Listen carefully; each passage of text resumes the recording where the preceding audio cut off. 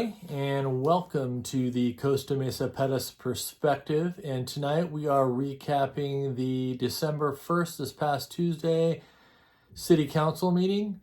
And it went 2 hours and 45 minutes this time, so we're going to take that relative to the 5 hours and 40 minutes last time. Still a long one. Forgive me again for having to take some notes because I want to be accurate when I'm discussing these things.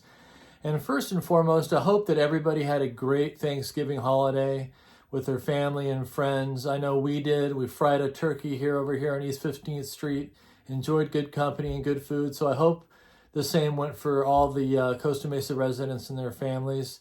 And I hope they're having a nice holiday season going forward.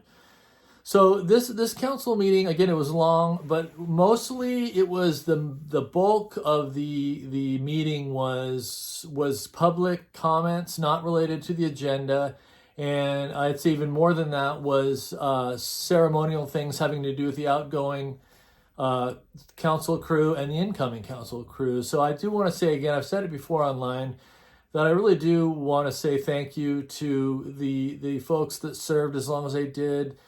Former Mayor Pro Tem Stevens, Sandy Guinness, and Alan Mansour. They are true public servants, and I think they should be commended. And we appreciate, I know I appreciate as a citizen, everything they've done for the city, and I hope we see more of them to come. And same goes for the incoming new council.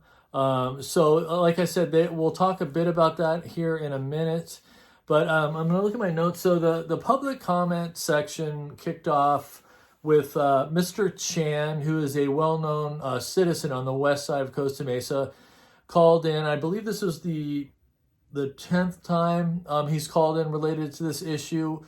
What it started, well, he was calling on behalf of citizens on the west side behind Smart and Final. And there's been numerous complaints regarding idling diesel trucks, profanity from the workers, a lot of things happening in the middle of the night, noise complaints, a lot of egregious things that are impacting the community. And Mr. Chan is speaking on behalf of the citizens of that area. And what he did, they played a video. He had actually mounted a video of some sort that looked directly down. He lives right on the wall to the rear of Smart and Final, and he had some video footage that showed there was a lot of profanity. You could see people running pallet jacks in and out of trucks. There was idling trucks.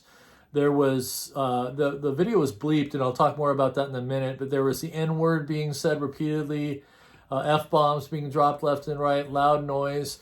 So he kicked off the initial segment for him talking in the public comments, and then there was probably, 4, 5, 6 different folks that were actually speaking as well. They were required an interpreter for English speaking to Spanish speaking, and it was a account after account of this issue. And I want to look at my notes here because he's complained 10 times, and once the comment was made, or all the comments were made, the complaints were aired. Later on, what happens is the council will swing back around and comment on in their turn to talk about that actual issue. And the code enforcement person who was on, I forget her name, I apologize, they said they had been out 10 times and found no code enforcement violations. They had talked to the managers and about, quote, good neighbor policies and, I can't even remember right, yeah, good neighbor policies, and they found no violations at all.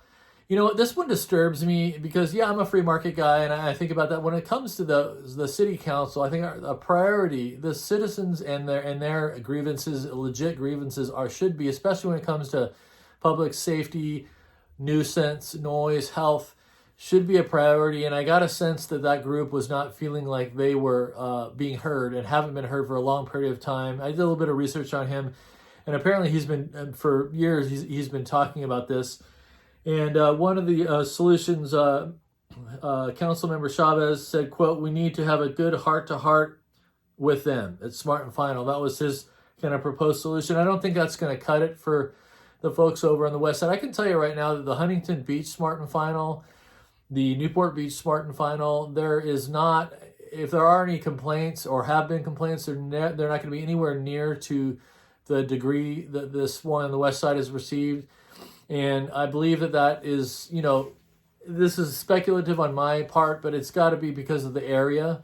And I think the west side has every right to expect a noise-free, nuisance-free business zone, as does Huntington Beach and Newport Beach. And actually, Sandy Guinness suggested, because when the code enforcement person was saying they didn't find any code violations, Sandy Guinness jumped in and said she suggested that the idling diesel trucks are being a health risk and hazard and a violation of the AQMD rules. I thought that was actually an awesome point to make, because that's an air quality violation. We have idling diesel trucks. So that is an example of a council person making a suggestion to take action and get creative and to help these people. It's not going to cut it to walk out and say, hey, no code violations, please be quiet, and let the citizens continue to suffer. I'm heartened that they are addressing the issue, and I'm especially glad to hear Councilwoman Guinness getting creative, and they actually agreed to explore the air quality complaint part. So that's good. A follow-up person. Now this is a Liberty alert. There's our Liberty alert right there. So this person called in on the same issue, and she was citing what happened was on the video was submitted by Mr. Chan and it was edited, right? So they when you want to do a video on a city council meeting, the city reviews it first, and they actually edited it out. They beep the N-word, they beep the swear words, and that's an editing of what actually was being presented. So this person was making the case, calling in the I'm reading here, the citizens claiming the city manager is curtailing First Amendment rights by preventing citizens from attending council meetings in person with their own recording device, because that's normally how it would be done. The citizens referring to the edited Spartan Final video. So this person said, and when they were making this point, they said, they broke into a part where they said, I dare you to censor me right now. I'm going to go ahead and use this as an example. And the person went in, they warned the meeting, I'm going to use some expletives, and I dare you, Liberty Alert, to censor me and curtail my First Amendment rights. The person said, arse, ass, asshole, bastard, bitch, brotherfucker, not motherfucker, brotherfucker, bullshit, bugger, and cunt. And that was the conclusion of that person's point. I thought it was an excellent point to be made. You can choose whether or not you think that's an appropriate way to make your point. That gets a Liberty Alert, in my opinion. Good job to the citizens making their points, and the looks on the face of the council members was priceless. I'm not making fun, using profanity as a way to get your point across. I thought it was an excellent point in this case.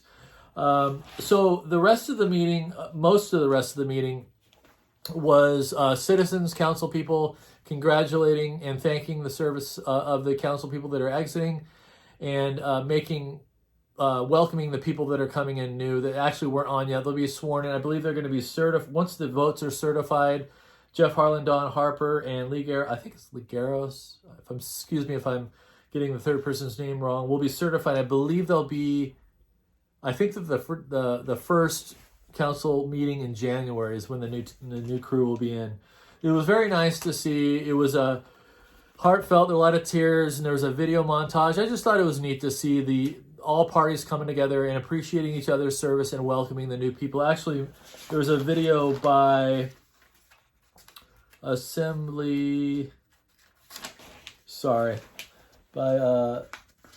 forget her name. I'm like losing it here, guys. Assemblywoman Cotty Petrie Norris. Sorry. Yeah, she did a welcoming video. It wasn't an official certification. I thought that was neat.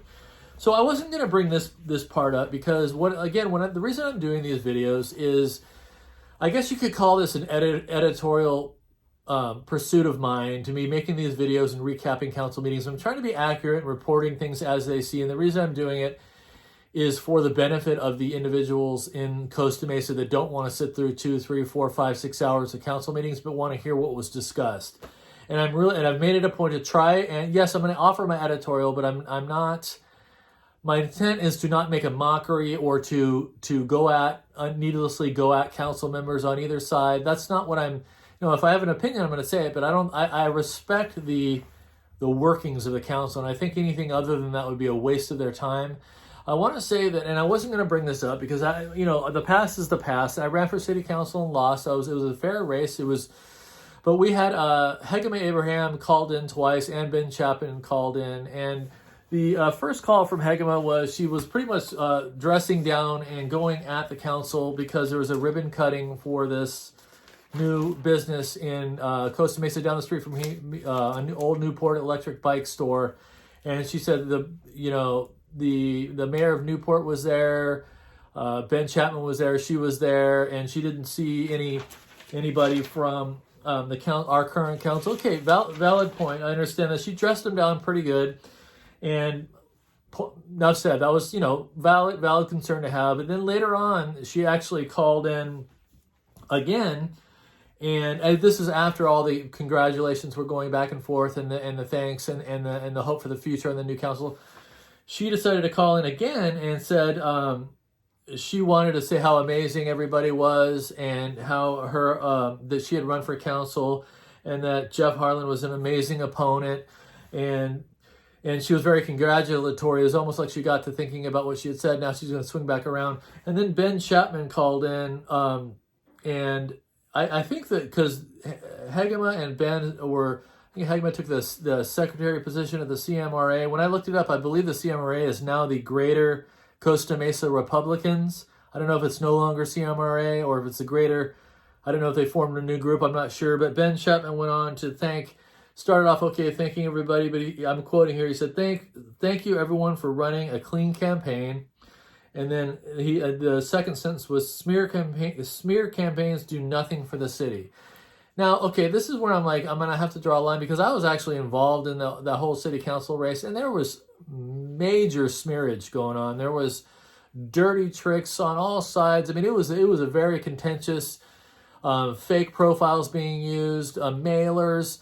So by him saying that, it was these two I felt were using this platform, the council meeting, I'm not sure what, to grandstand, to forward their future political aspirations. And I just, I find that egregious and I find that repugnant. And Mayor Foley actually, it was kind of funny. I had to laugh because right after Chapman talked, she said, I quote, "I guess Mr. Chapman didn't get all the mail." So, and then she just moved on. So it was not received very well. And I would just encourage in the future, if we're gonna, if you want to editorialize, like I do some editorializing, I'm doing it after the fact, my own video, separate from the council. Don't waste their time. Let them do the business of the city. That's all I'm going to say on that. I wasn't going to talk about it because I don't think this is not what I want these videos to be about. Now, the last thing I want to talk about, this is again going a little bit longer than I wanted to. I'm trying to keep these under 10 minutes. We're at 13 minutes. I want to talk about the COVID-19 vaccine coming out.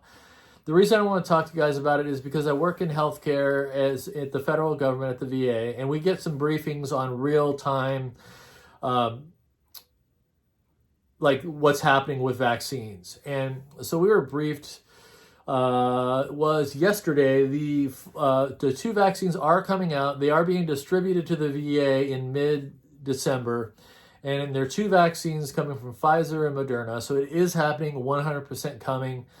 It's going to go to frontline health workers first. I don't know how long it's going to take to get us in the citizens, but it's not going to be long after. The reason I wanted to talk about it, it's interesting too, because these two particular ones that have already, actually Pfizer's has been approved in the UK by the FDA or by their regulating body, which means it's any minute it's going to be authorized for use here. So they're both two-stage vaccines, meaning you have to get two shots. Interesting because they have to be stored at -70 Celsius on the Pfizer vaccine and -25 Celsius on the Moderna one. So you have to have special freezers for them.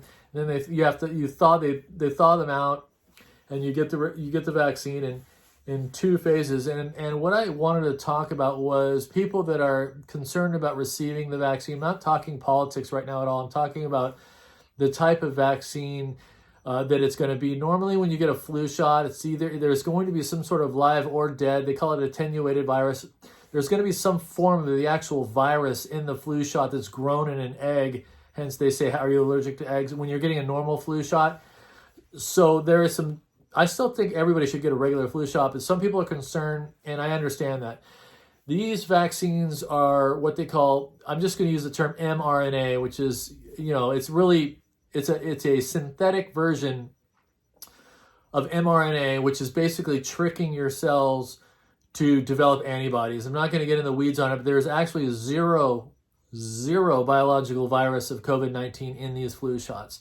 Just mRNA synthesized virus, very safe, very low risk, and if you at all are on the fence because of it being live or not, there is no live virus in it. So I'm going to get it. We had to take a survey, and I'm actually going to take it when it comes available. Just thought I'd throw that out for you guys in the public, so you can get some real-time information that's coming right from the federal government. That is all tonight. What do you think, Liberty? We good? So be kind to yourself. Be good to each other. Together we can get it done. And bye for now.